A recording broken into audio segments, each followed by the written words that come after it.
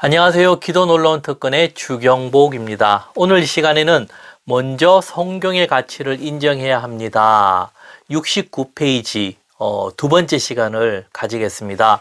제가 첫 번째 시간에서는 그 놀라운 은혜요 섭리입니다 라는 제목의 그 시간에는 예수님이 십자가를 지신 가장 중요한 이유가 무엇인가를 했을 때 진리를 이루기 위함이라 했습니다. 그래서 내용을요 조금 요약하면은 예수님께서 십자가를 우리가 지셨다 했을 때 보통 생각할 때 나의 죄를 용서해 주시고 죽으시고 부활하심 이런 부분에 굉장히 집중이 많이 되어 있습니다. 그리고 뭐 이게 틀린 말은 아닙니다. 근데 조금 더 이제 성경을 폭넓게 본다면요. 예수님께서 십자가를 지시기 전 그리고 십자가를 지시고 나서 그 다음에 이 역사적인 그 과정을 보면요 두 가지로 볼 수가 있는데 첫 번째는 제자들을 키웠다는 겁니다. 제자들 그 제자들 중에서 이 바울이라는 탁월한 이가 나타나서 한 것이 교회를 개척해 나가면서 성경을 남겼다라는 겁니다. 그리고는 바울 이후에 바울로 인해서 누가가 이 성경을 또 다시 남겼고, 그리고는 이 요한이 남겼던 성경이 굉장히 또 압축적으로 많은 그 이야기들을 하고 있습니다. 그래서 요한이 요한복음과 요한계시록을 남김으로 성경을 이 마무리 지었다라는 겁니다. 그리고 예수님이요 십자가 지시기 전에 약속을 해 주셨습니다. 그 약속이 무엇인가 하면은 새로운 분이 오시는데 그분이 누구인가 하면 성령 하나님이라는 겁니다. 그 하나님을 통해서 우리들이 진리를 깨닫게 되고 진리에 이르게 되므로 예수님이 누구인가를 깨닫게 되고 알게 되므로 하나님을 만나게 된다라는 겁니다. 즉 이 말을 이제 요약하면은 성경을 통해서 하나님의 역사가 새롭게 시작되어진다라는 겁니다. 지금도 마찬가지입니다. 그 하나님의 사역을 이제 요약을 한다면은 무엇인가 하면은 성경과 그리고는 성령 하나님의 역사가 같이 간다라는 겁니다. 이 둘 중에 어느 하나만 택해서는 안 됩니다. 이 둘이 균형 있게 가는 게 아주 좋은 그겁니다. 그래서 제가 첫 번째 강의했던 놀라운 은혜요 섭리입니다. 그것도 제가 밑에 게시글에 링크를 걸어 둘 것이니까 혹시 필요하신 분들은 듣고 참고해 주시기 바랍니다. 그래서 우리가요 성경을 이해하고 신앙생활 할 때 이러한 큰 흐름이라 하죠. 이런 큰 흐름과 역사적인 안목으로 바라보는 게 참 중요하고, 그리고 이런 눈을 키우기 위해서 훈련하는 것도 참 중요하다라는 겁니다. 그래서 이 말씀이요 요한복음 14장 16절에 보면은 내가 아버지께 구하겠으니 그가 또 다른 보혜사를 너에게 주사 영원토록 너희와 함께 있게 하리니. 예수님께서 말씀을 해 주셨는데요. 그 말씀이 또 다른 보혜사, 예수님은 이제 간다라는 겁니다.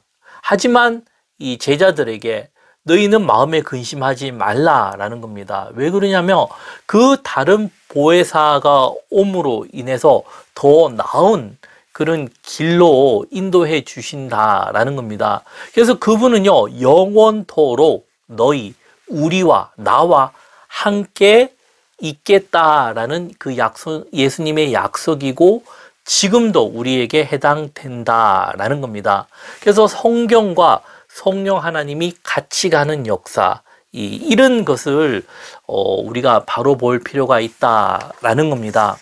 그리고는 이제 요한복음 14장 15절 오늘 이 진도를 나가면요 예수님께서 어떤 말씀을 하셨냐면요 너희가 나를 사랑하면 나의 계명을 지키리라.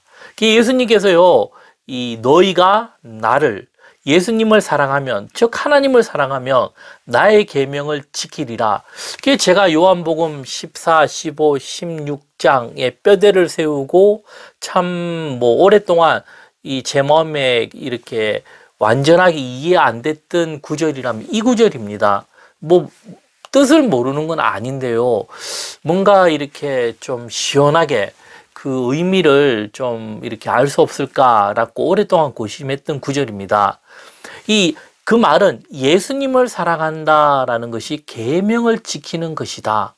이런 깊은 뜻이 무엇인가? 라고 제가 생각을 좀 많이 해봤습니다. 그래서 계명을 지킨다라, 성경대로 산다라는 그런 이제 의미가요, 굉장히 폭넓게 이해하고 해석하는 게 필요하다라는 겁니다. 왜 이런 게 필요하다냐면은 이것을 좀 더 구체적으로 이해하지 못하면요, 그냥 이 의미 없이 받아들임으로 이 살아가는 뭐 그런 모습들이 참 많이 있습니다. 이 계명대로 산다라는 것이 뭐 두 가지 방향, 철저하게 뭐 계명을 따라가면서 산다, 아니면은 뭐 계명 무시하고 은혜대로 산다.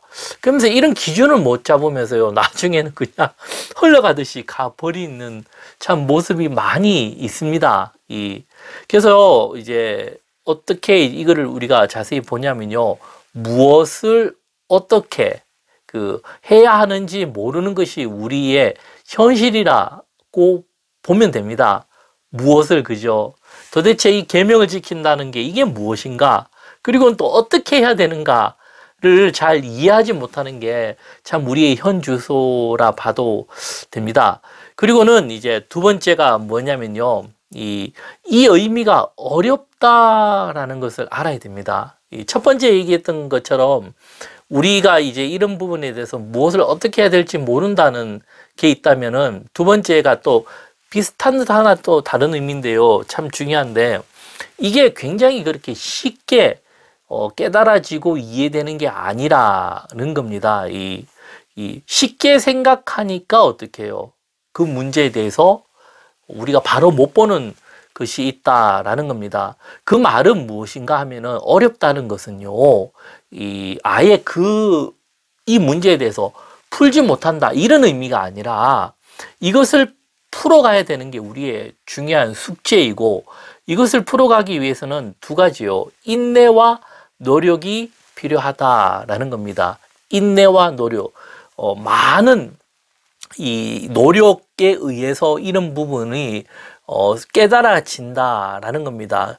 즉, 성경이 그렇게 쉬운 것은 아닙니다. 참 쉽게 다가가는 듯 하지만, 우리가 그 성경대로 이제 그리스도를 본받아, 그죠? 이런 삶, 뭐 성화라죠, 이렇게 살아간다는 게 참 쉽지는 않습니다. 하지만 우리가 이런 삶을 어떻게 해요?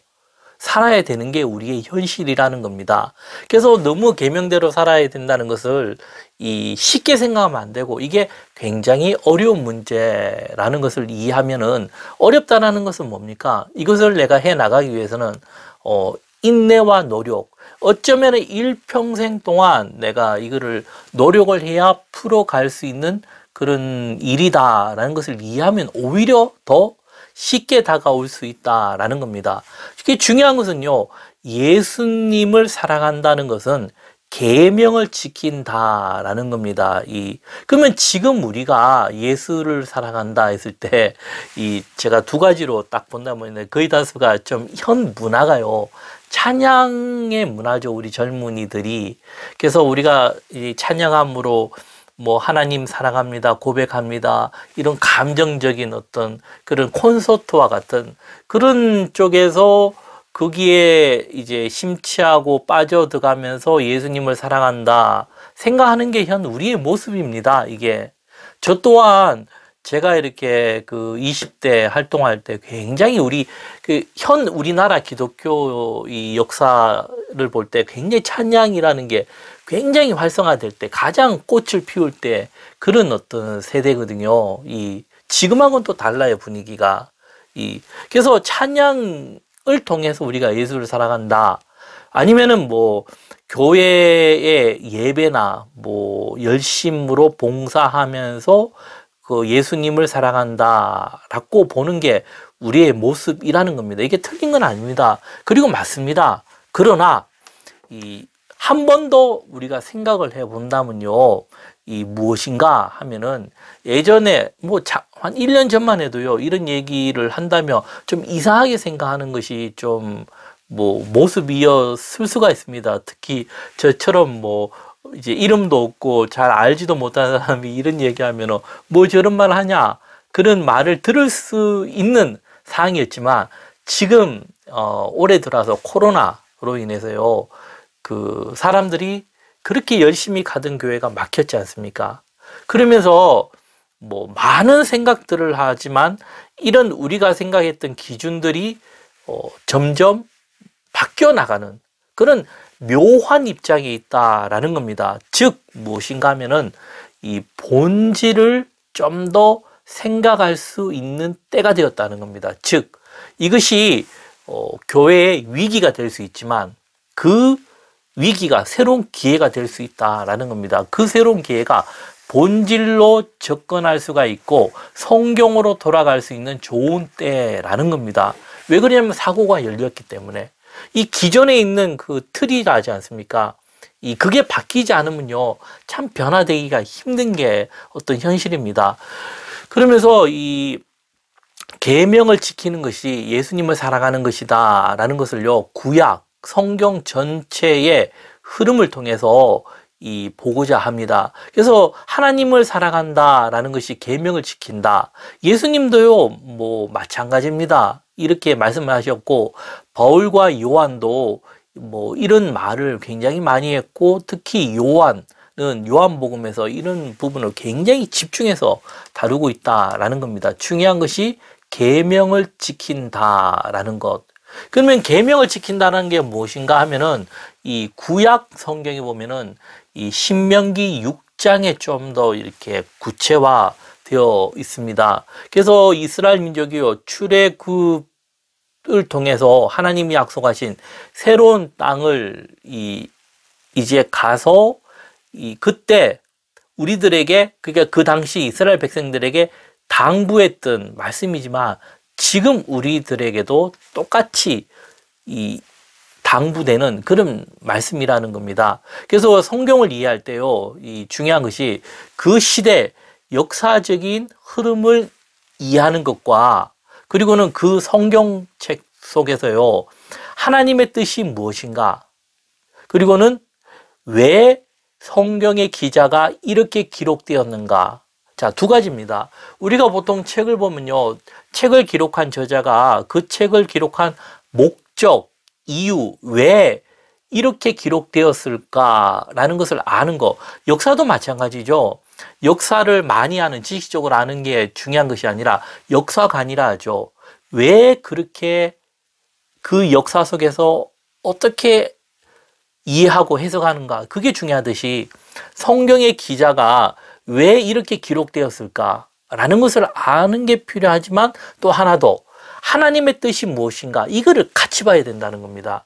일반 책들은 저자의 것을 중심으로 본다면은 성경은 아니라는 겁니다. 성경은 하나님의 뜻이 무엇인가 이게 가장 중요하고 그거와 똑같이 봐야 되는 것이 그 성경의 기자가 왜 이렇게 기록했을까라는 걸 봐야 되는. 근데 거의 다수 성경의 기자들도 하나님의 뜻대로 지었기 때문에 결국 하나로 줄인다면 하나님의 뜻이 무엇인가를 아는 게 참 필요하다라는 겁니다. 이것이 핵심이고 중요한 부분이라는 겁니다.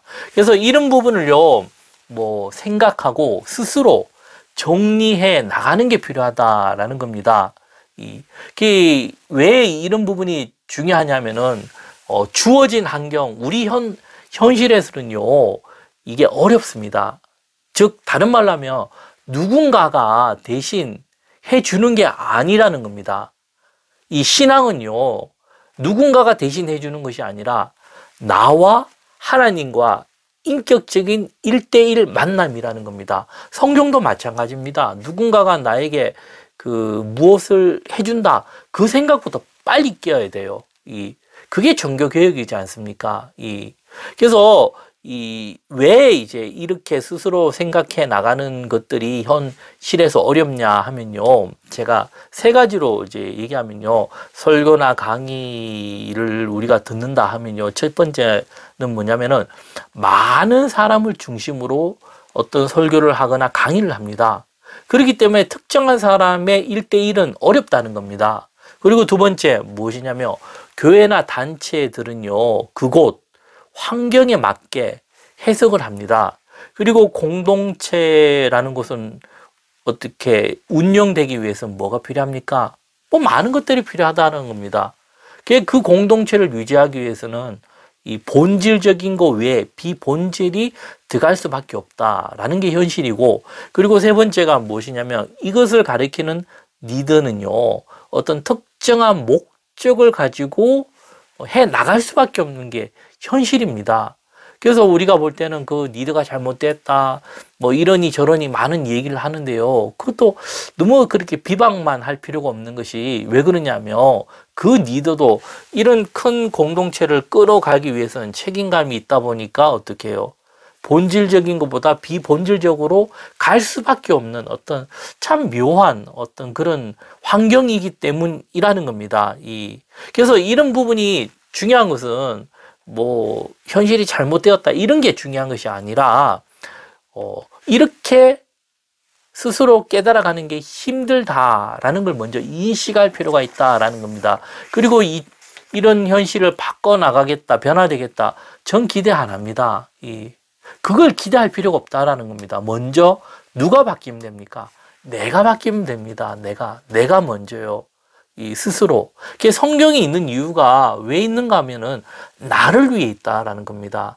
성령 하나님, 예수님께서 약속하신 대로 성령 하나님이 우리들에게 있는 이유가 왜요? 나를 위해서 있다는 겁니다. 내가 성령 하나님이 도와주심으로 성경을 깨닫게 됨으로 예수님이 말씀하신 것처럼요. 내가 곧 길이요 진리요 생명이니 길과 진리와 생명 대신 예수님을 만남으로 하나님께로 갈 길이 열렸다라는 겁니다. 그래서요, 제가 52번째 강의에 보면요, 어떻게 성경을 알아가도록 하고 제목이요, 살아계신 하나님과의 만남이라는 곳에 이런 부분을 좀 더 구체적으로 강의를 했습니다. 그래서 혹시 필요하신 분들은 제가 링크 걸어 둘 테니까 한번 들어보시기 바랍니다. 중요한 것은요, 성경은 누가 대신해 주는 것이 아니라 스스로 알아가는 게 필요하다라는 겁니다. 아주 기본적인 거지만, 예를 들어 우리가 학생들이 공부할 때 어떻게 해요? 공부는 누가 합니까? 자기가 해야 돼요. 그러다 보면 뭐 어떤 특정한 사람들은 과외도 하고 뭐 학원도 다니고 물론 도움을 받죠. 하지만 중요한 것은 그게 도움이 되지만은 결국 공부는 누가 하는 겁니까? 내가 하는 겁니다. 내가 스스로 꿈을 가지고 하는 공부는요, 연속성이 있지만 억지로 하는 공부는요, 뭐 어떤 특정 목적을 위해서 뭐 시험이나 이런 건 어느 정도 올라올 수가 있죠. 왜? 거기에 짜임새 있게 특정한 사람들이 쪽쪽쪽 집어주면은 되지만 결국은 그것이 되고 나면 그 다음엔 그 사람은 그냥 이게 다 무너져 버립니다. 하지만 내가 꿈을 갖고 하는 공부는 좀 미흡하더라도 이만큼 못 올라가고 이까지 올라가더라도 어떻게 해요? 그 후에 더 높이 올라갈 수 있다라는 겁니다. 그게 뭡니까? 스스로 공부하는. 그게 누구나 알지 않습니까? 공부는 누가 한다? 스스로 한다. 근데 성경은요, 이렇게 얘기하면은 또 이상하게 들릴 수가 있다라는 겁니다. 성경도 마찬가지입니다. 누가 대신, 뭐, 우리 머릿속에, 이 컴퓨터처럼 딱 복사해서 딱 집어넣어 주는 게 아닙니다. 그리고 성경은 이론적으로, 지식적으로 안다고 되는 게 아니라는 겁니다. 그만큼 성경이 쉬운 듯 하나 쉽지 않은 그런 책이고 학문이라는 겁니다. 스스로 알아가는 것, 이게 중요하다라는 겁니다. 하나님과 인격적인 만남. 이 성경을 통해서 살아계신 하나님과 인격적인 만남이고 1대1 만남. 이것은 누가 해주는 게 아니라는 겁니다. 우리가 해 나가야 되고 내가 해 나가야 된다라는 겁니다. 종교개혁이라면요, 이런 특징이 다분히 들어가 있습니다. 종교개혁을요, 두 가지로 얘기하면 첫 번째가 이 성경, 그 시대에 보면 성경을 특정한 사람들의 것이다 하고 일반인들은 성경을 보지도 못하게 하고, 그랬지 않습니까? 그러니까 성경이 무지입니다. 무지. 이것에 대한 어떻게 해요? 반발로 일어난 겁니다. 그러면서 제일 먼저 한 게 누구나 볼 수 있도록 그 성경을 번역했다는 겁니다. 이게 위대한 일입니다. 이 누구나 읽을 수 있도록. 지금도요, 성경은 특정한 사람께 아닙니다. 누구나 다. 성령, 예수님께서 약속하신 그 성령 하나님, 진리의 영은 왜 오셨냐? 우리들에게, 나에게 그 성경을 깨닫도록 도와주는 그 하나님이라는 겁니다. 그리고 두 번째가 뭐냐면은 그 우상화된 뭐 건물, 이런 형상, 이것을 과감하게 깨었지 않습니까? 그게 중요한 것은 이 누구나 다 성경을 스스로 알아가도록 그 길이 열린 게 무엇입니까? 종교 개혁이라는 겁니다. 개혁과 변화. 아주 중요합니다. 지금도요, 이런 개혁과 변화, 성경으로 돌아가는 게 필요하다라는 겁니다. 그 핵심이 무엇인가 하면은 성경을 스스로 알아가는 것이라는 겁니다. 그래서 다음 시간에는 제가 신명기 6장을 통해서 이 좀 더 구체적으로 그 성경에서는 이제 이런 게 왜 필요한가라는 것을 좀 더 구체적으로 이제 그런 예수님을 사랑하는 것이 계명을 지킨다라는 것, 이런 부분에 대해서 계속 강의를 이어가도록 하겠습니다. 내용이 좋으셨다면 구독과 좋아요 부탁드리겠습니다. 감사합니다.